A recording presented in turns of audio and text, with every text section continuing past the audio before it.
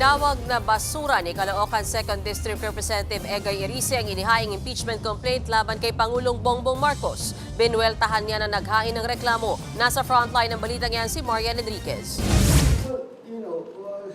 Hindi bumenta sa ilang kongresista ang unang impeachment complaint laban kay Pangulong Bongbong Marcos. Deretsahang tinawag na basura ni Caloocan 2nd District Representative Egay Erice ang impeachment complaint na inihain ni Attorney Andre De Jesus laban kay Pangulong Marcos. Puro news articles lang umano ang ibinigay na ebidensya ni De Jesus. Yung sinampa niya na impeachment complaint ay basura. 15 pages na walang mga ebidensya kundi mga news article. At sa tingin ko ay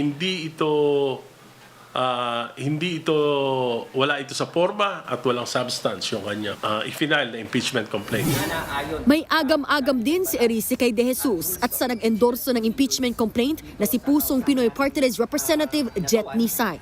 Nahihiwagaan ako, especially with the endorser.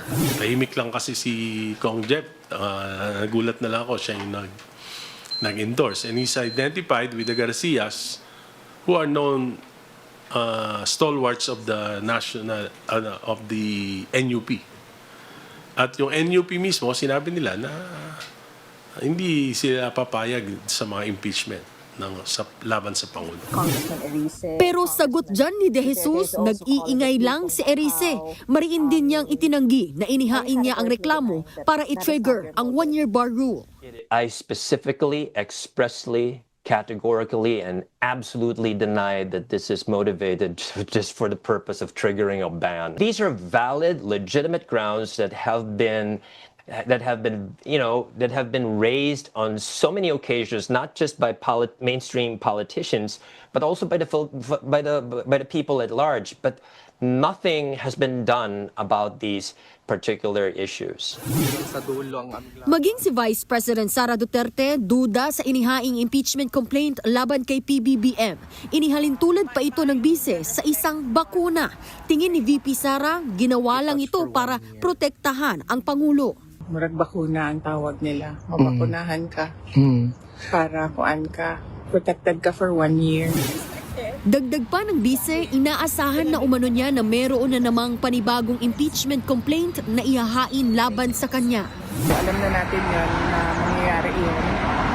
And as expected as well, magiging katulad lang din yan nung nakaraan na ginagawang fundraising ng mga members of the House of Representatives yung pagpirma nila sa impeachment.